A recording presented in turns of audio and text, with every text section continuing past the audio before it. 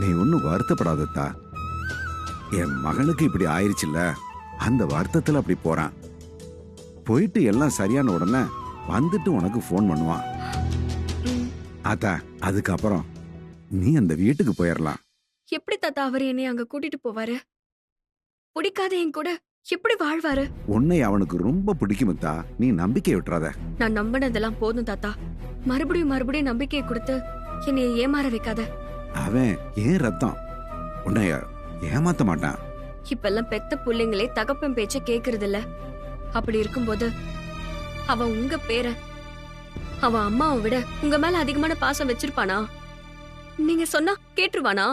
அவன்கிட்ட நான் சத்தியம் வாங்கிருக்கேத்தா, அதை அவன் மீற மாட்டான். உங்களுக்கு அவன் மேல நம்பிக்கை இல்லாம தானே சத்தியம் வாங்குனீங்க? அப்படியெல்லாம் இல்லத்தா. அவன் சொன்ன சொல்ல காப்பாத்துவான். அவன் உங்க பேரன் தாத்தா. உங்களை விட நிறைய படிச்சவன். நீ ஏன் இந்த அளவுக்கு யோசிக்கும் போது அவன் யோசிக்க மாட்டானா?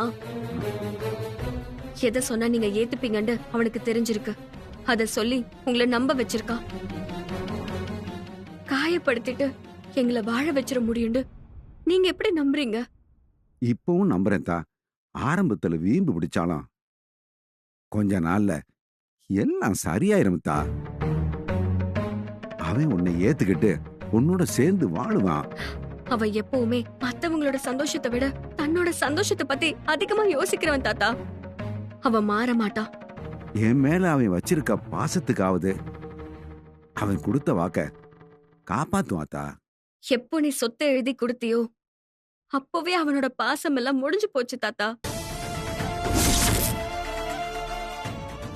நினைச்சத சாதிச்சாச்சுண்டு அவன் ஊருக்கு போறதுக்கு நேரம் பார்த்துட்டு இருக்கும் போதுதான் நீ அவனை எனக்கு தாலி கட்ட வச்சுட்ட.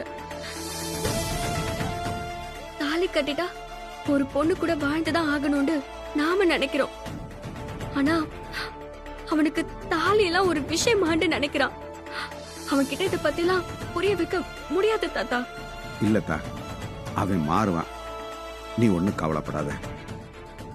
அவன் உன்னை கூப்பிடலனாலும் நான் அவனை கூட்டிக்கிட்டு அவன் வீட்டுக்கு போவேன். கூட்டிட்டு போய் என்ன பண்ணுவ? பஞ்சாயத்து பண்ணி என்னை அந்த வீட்லயே விட்டுட்டு வந்துருவியா? அதுக்கப்புறம் நாங்க 2 பேருமே வாழ்றோமா இல்லையாண்டு கண்காணிக்கிறதுக்காக துப்பாக்கியோட ஒரு ஆளை காவலுக்கு போடுவியா? இப்படியெல்லாம் கட்டாயப்படுத்தி ஒரு புருஷன் பொண்டாட்டிய வாழ விட்டுற முடியுமா தாத்தா? அப்படி வாழ்ந்தா அது ஒரு வாழ்க்கையா? இது இப்படிதான் முடியும்னு எனக்கு ஆரம்பத்திலே தெரியும். நீதான் அது புரியாம நம்பிக்கிட்டு இருந்த. அவனுக்கு நான் ஒரு பொருட்டே இல்ல தாத்தா. காலத்துக்கும் நான் தனியா நம்ம வீட்ல இருக்கிற மாதிரி ஆகும். அப்படியெல்லாம் சொல்லாதத்தா. நான் நம்ம வீட்ல இருந்தாலும் ஊர் என்னைய பார்த்து உன் புருஷன் எங்கன்னு கேக்குறப்போ அதுக்கு நான் என்ன பதில் சொல்றது? என் புருஷன் என் கூட வாழ பிடிக்கலண்டு என்னை விட்டுட்டு போயிட்டாருன்னு சொல்லவா? இல்ல எனக்கு தான் அவரை பிடிக்கல, நான் தான் அவரை துரத்திட்டேன்டு எல்லா பழியையும் என் மேல போட்டுக்கவா? ஏன் அப்படி எல்லாம் பேசுற? நீ பயப்படுற மாதிரி ஒண்ணும் நடக்காதுதா. உன் பேர இந்த மனநிலையில தான் இருக்கா. இதெல்லாம் தெரிஞ்சா என் மாமா உடைஞ்சு போயிடுவார் தாத்தா. ஏற்கனவே 2 குடும்பத்துக்கும் பகை இருக்கும் போது அதை நீ இன்னமும் பெருசாக்கிட்ட. இதுக்கு நான் கல்யாணமே பண்ணிக்காமலே இருந்திருப்பேனே. நான் இருக்கிற வரைக்கும் உன் வாழ்க்கைக்கு எந்த ஆபத்தும் வராது. அவன் உன்னை ஏத்துக்கிட்டு வாழுவான். இது நான் அந்த வீட்டுக்கு போன அன்னைக்குதான் நிச்சயம். அம்மா,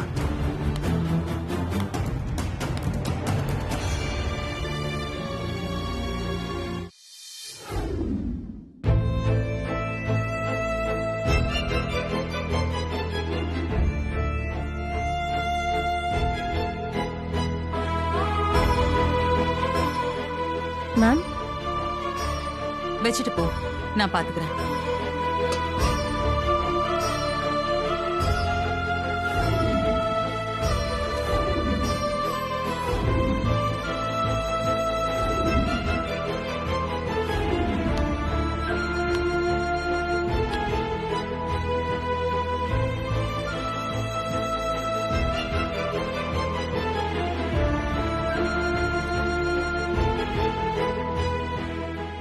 சஞ்சய்,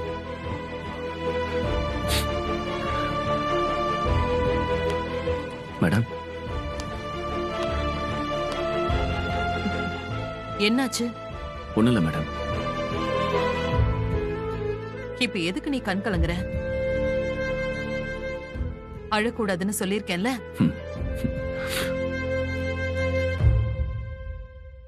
உங்களை இப்படி பாக்குறதுக்கு ரொம்ப கஷ்டமா இருக்கு மேடம். நான் விரல் அசைச்சா வேலை செய்ய அத்தனை பேரு இருந்தும் நான் இந்த வேலைய செய்யறேனேன்னு ஃபீல் பண்றியா? கணவன் மனைவி உறவுங்கிறது சந்தோஷத்தை மட்டும் பங்கு போட்டுக்கிறது இல்ல. புருஷனுக்கு ஒண்ணுன்னா பொண்டாட்டியும், பொண்டாட்டிக்கு ஒண்ணுன்னா புருஷனும் முன்ன வந்து நிக்கணும், அக்கறையா பாத்துக்கணும். இது கஷ்டம் இல்ல சஞ்சய், என் உரிமை. நீங்களும் அப்பாவும் சண்டை போட்டுக்கும் போதெல்லாம் இதுக்கெல்லாம் ஒரு முடிவே இல்லையா? எப்ப நீங்க ஒண்ணு சேர போறீங்கன்னு ரொம்ப கவலையா இருக்கும். லவ் மேரேஜ் பண்ணிக்கிட்டாலும் உங்களுக்கு லவ்வே இல்லாத மாதிரி தோணும். ஆனா நீங்க நான் நினைச்ச மாதிரி இல்ல மேடம். சண்டை போட்டா எங்களுக்குள்ள லவ்வே இல்லைன்னு அர்த்தமா? இந்த உலகத்துல சண்டை போடாத ஹஸ்பண்ட் அண்ட் ஒய்ஃப் யாருமே இருக்க மாட்டாங்க சஞ்சய். எவ்வளவுதான் சண்டை வந்தாலும் நாங்க பிரிஞ்சு போயிடலையே, ஒருத்தருக்கு ஒருத்தர் விட்டு கொடுக்கலையே. நான் அவரை எந்த அளவுக்கு லவ் பண்றேன்னு அவருக்கும் தெரியும். உங்க அப்பாவும் அப்படிதான். அவருக்கு எல்லாமே நான் தான். நான் இல்லாம அவரால ஒரு நிமிஷம் கூட இருக்க முடியாது. அவரோட கோபத்துக்கு காரணமே அவர் என் மேல வச்சிருக்கிற லவ் தான். என்ன காணோம்னா அவரு எப்படியெல்லாம் துடிச்சு போவாரு தெரியுமா? உங்ககிட்ட காட்டிக்கலனாலும் பூர்ணிமா அக்கா கிட்ட விசாரிச்சுக்கிட்டே இருப்பாரு. அதே மாதிரிதான் நானும். இதுவே எனக்கு இப்படி ஒரு நிலைமை வந்திருந்தா உங்க யாராலையும் இவருக்கு ஆறுதல் சொல்லி இருக்க முடியாது சஞ்சய். அந்த அளவுக்கு உடைஞ்சு போயிருப்பாரு. என்னை விட்டுட்டு நகர்ந்திருக்கவே மாட்டாரு. உங்களோட லவ்வால அப்பா சீக்கிரமே கியூர் ஆயிடுவார் மேடம். என்னோட லவ் மட்டும் இல்ல, நம்ம எல்லாரோட லவ்வும் அந்த அக்கறையும் தான் அவரை கியூர் பண்ணும். சீக்கிரமே உங்க அப்பா எழுந்துருவாரு. எப்பவும் போல என் கூட சண்டை போடுவாரு.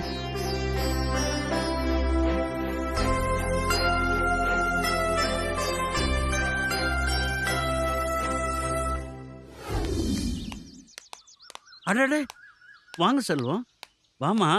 வித்யா உள்ளதாமா இருக்கா? வாங்க, உள்ள வாங்க. வாங்க. இல்லையா, நாங்க ஒண்ணும் உங்க வீட்ல விருந்து சாப்பிட வரல. இந்த ஊர் பெரிய மனுஷனை முதல்ல வெளியில வர சொல்லுங்க.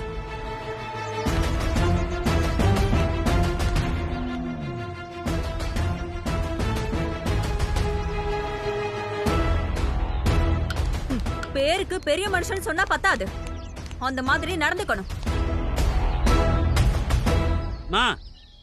வார்த்தையை அளந்து பேசுமா. பாதிக்கப்பட்டது எங்க வீட்டு பொண்ணு. நாங்க அப்படிதான் பேசுவோம். நீங்க கேட்டுதான் ஆகணும். நீலாவதி. கணேசா,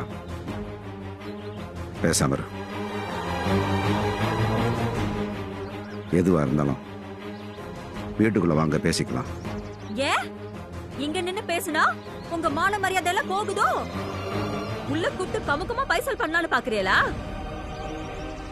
என்னமோ பெரிய ஹரிச்சந்திர பரம்பரை மாதிரி உங்க பேரனை எங்க வித்யா கழுத்துல தாலி கட்ட சொன்னீங்களே, இப்ப என்ன ஆச்சு? எங்க உங்க பேரன்? இப்ப இவளை விட்டுட்டு ஓடிட்டான் தானே? அவன் திரும்பி வந்துருவான். எப்படிங்க திரும்ப வருவான்? எதை வச்சு நாங்க நம்புறது? வித்யா வாழ்க்கையை காப்பாத்துறதா நினைச்சு உங்க பேரனை இவ கழுத்துல தாலி கட்ட சொன்னீங்களே, எங்க நிலைமை சரியில்லாததால ஏதோ நல்லது நடந்தா சரின்னு நாங்களும் பொறுமையா பாத்துக்கிட்டு இருந்தோம். ஆனா இப்ப என்ன ஆச்சு பாத்தீங்களா? இதுக்கு பதிலா வித்யா இந்த ஊர் பேசுற பேச்சையெல்லாம் பொறுத்துக்கிட்டு எங்க வீட்டிலே இருந்திருக்கலாம். இந்த பொண்ணை வாழ வெட்டியா பாக்கிறதுக்காக தானே நாங்க இவ்வளவு தூரம் சிரமப்பட்டோம். ஏப்பா, ஊர்ல இவரை விட்டா வேற பெரிய மனுஷன் யாருமே இல்லையா? இதெல்லாம் என்ன ஏதுன்னு கேட்க மாட்டீங்க?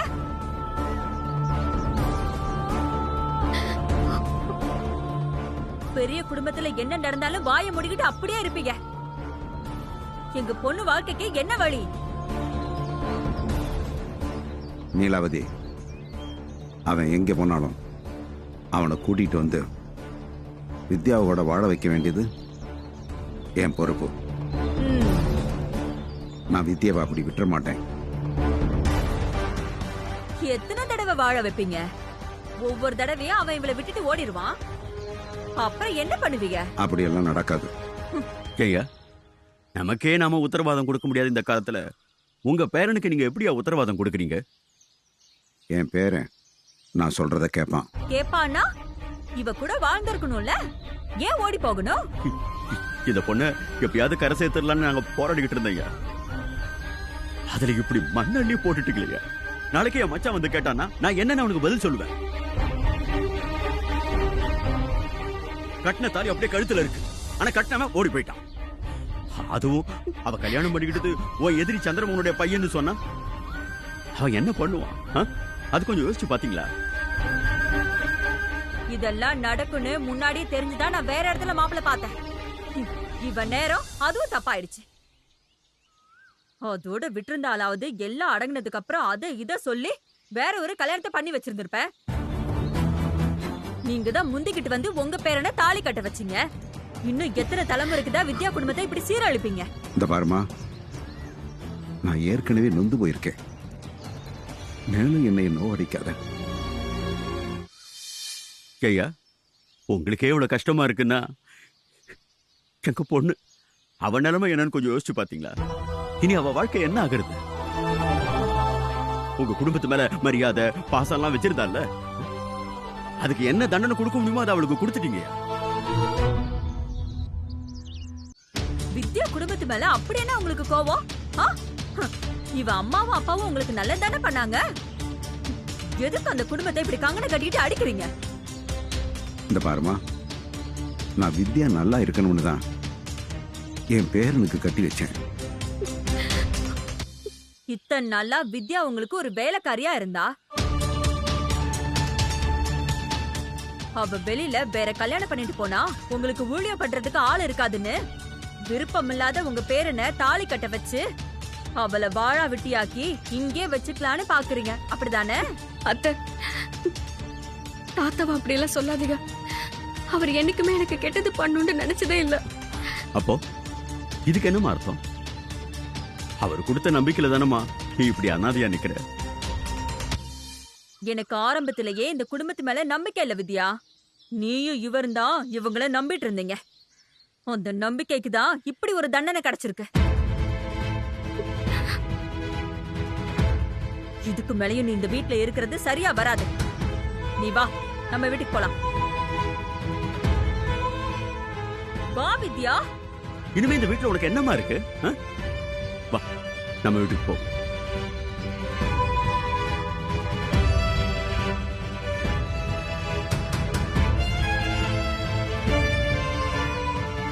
ஏண்டி அப்படியே நிக்கிற? இவர் உன்னை வாழ வைப்பாருன்னு இன்னும் நம்புறியா? அதெல்லாம் நடக்கவே நடக்காது. நீ கிளம்பு. வா வா.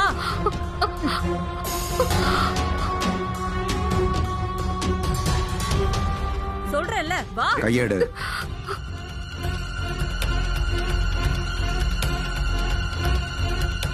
கையை எடுன்னு சொல்றேன்ல.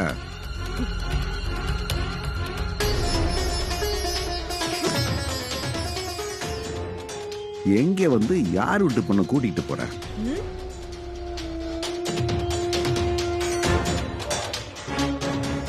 இவ்வளவு நேரம் நீ பேசினதெல்லாம் நான் பொறுமையா கேட்டுக்கிட்டு இருந்தேன்னா அதுக்கு காரணம் தப்பு என் மேல இருக்கிறதுனால மட்டும்தான். அதுக்காக வித்யாவை உன் வீட்டுக்கு கூட்டி போயிருவியா? என் பேரன் போயிட்டா இதுக்கு இந்த குடும்பத்துக்கும் ஒண்ணு இல்லைன்னு ஆயிருமா?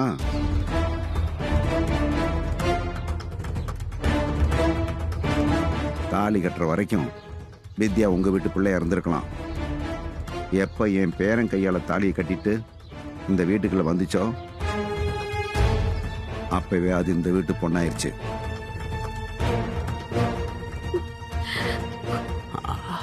அது அதை வந்து பார்க்குற உரிமை உங்களுக்கு எப்பவும் இருக்கும்.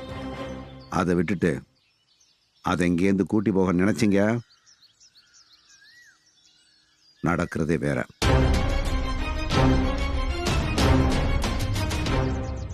அப்போ வித்யாவை உங்க வீட்லயே வாழா வெட்டியா வச்சிருக்க போறீங்களா ஐயா? இதுக்கு அவளுக்கு கல்யாணம் ஆயிருக்க வேண்டாமே? யார் சொன்னா வித்யா வாழா வெட்டினா? அது என் பேரன் கூட 100 வருஷம் சேர்ந்து வாழும்.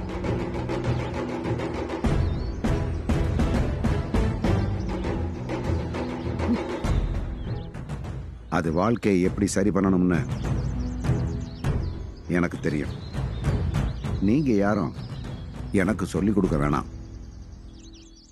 கூடிய சீக்கிரம் அது சந்தோஷமா என் பேரன் கூட வாழ்றத நீங்க பாப்பீங்க. இப்ப நீங்க பேசின வார்த்தையெல்லாம் தப்புன்னு அப்ப புரிஞ்சுக்குவீங்க. வித்யா, நீ என்னம்மா சொல்ற? அவர் சொல்றத நம்புறியா? இனிமே நீ இந்த வீட்டுல தான் இருக்க போறியா?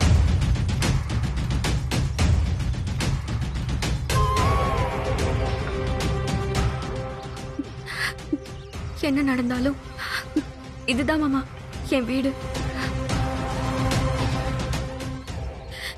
என் புருஷன் கூட சேர்ந்துதான் உங்க வீட்டுக்கு வருவேன். தனியா வரமாட்டேன். கேட்டியா? நான் தான் உன்கிட்ட சொன்னேன்ல, அதே பதில சொல்றா பாத்தியா?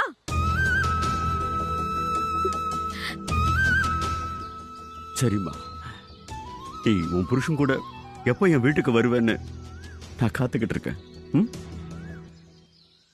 அது வரைக்கும் உன் மாமா இந்த வீட்டு வாசப்படியை மிதிக்க மாட்டேன்.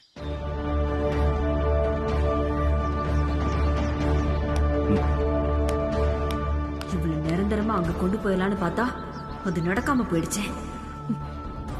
ச்சே.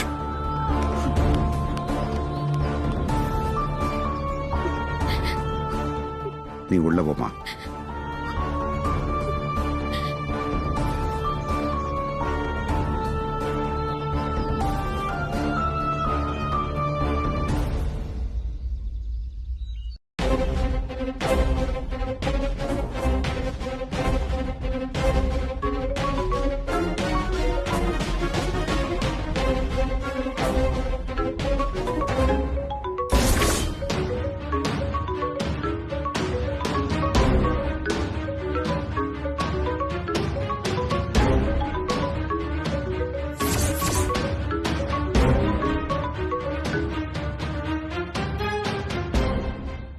Hello,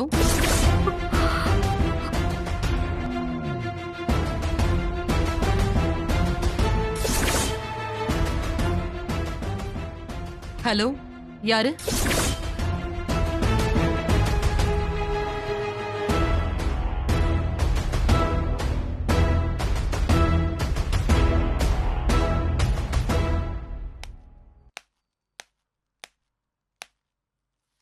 Sanjay, madam. ஜிஎஃப்னா யாருடா? ஆஹா, கிராண்ட் ஃபாதரை ஷார்ட்டா ஜிஎஃப்னு சேவ் பண்ணி வச்சிருந்தேன். அம்மா தாத்தா கிட்ட பேசிருப்பாங்களோ? நீங்க பேசுனீங்களா மேடம்? ஆ, யாருன்னு கேட்டேன். போன் கட் ஆயிடுச்சு. அது என் ஃப்ரெண்டு மேடம், ஜி ஃபரூக். அதான் ஷார்ட்டா ஜிஎஃப்னு சேவ் பண்ணி வச்சிருக்கேன். ஓ ப்ராஜெக்ட்ல நாங்க 2 பேரும் ஒண்ணா ஒர்க் பண்றோம். ஓ, கால் வந்து கட் ஆயிடுச்சு. என்னன்னு கேளு.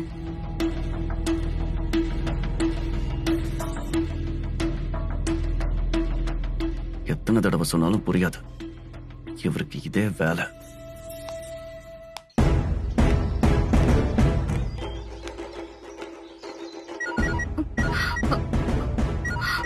யார் பண்றாங்கன்னு தெரியலையே.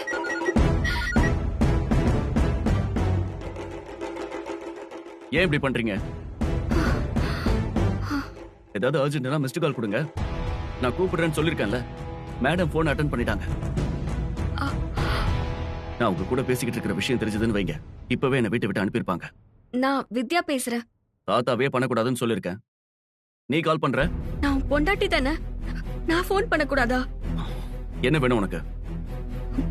மாமா எப்படி இருக்காங்க? அவர் எப்படியோ இருக்காரு. அதை பத்திலாம் நீ கவலைப்பட வேண்டிய அவசியம் இல்ல. அவர் எங்க வீட்டுக்கு வந்துட்டாரு. இனி நாங்க பாத்துப்போம். ம்? இனி அன்வான்டா கால் பண்ணாத வித்யா, ப்ளீஸ்.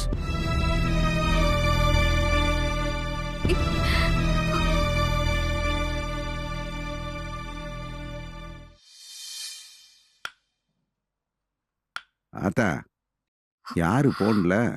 உங்க பேரு? என்ன சொல்ற? பெரியம்மா பேசுறானா? ம், பேசினார் தாத்தா. போனை வைக்கிறதுக்கே மனசு இல்லைன்னு வருத்தப்பட்டாரு. ரொம்ப சந்தோஷம் தா. அவனுக்கு உன் மேல பாசம் இருக்குதா, ஆனா அத வெளிக்காட்டிக்க மாட்டான். ம், இந்தாங்க. ஏன்தா? ம், அதான் உன்கிட்ட தான் போன் இல்லைல்ல, நீ வச்சுக்க. நேரம் கிடைக்கும் போது போன் பண்ணி அவன்கிட்ட பேசு. நான் மட்டும் தனியா பேசுறதுக்கு எதுக்கு தாத்தா போனு? ஏன்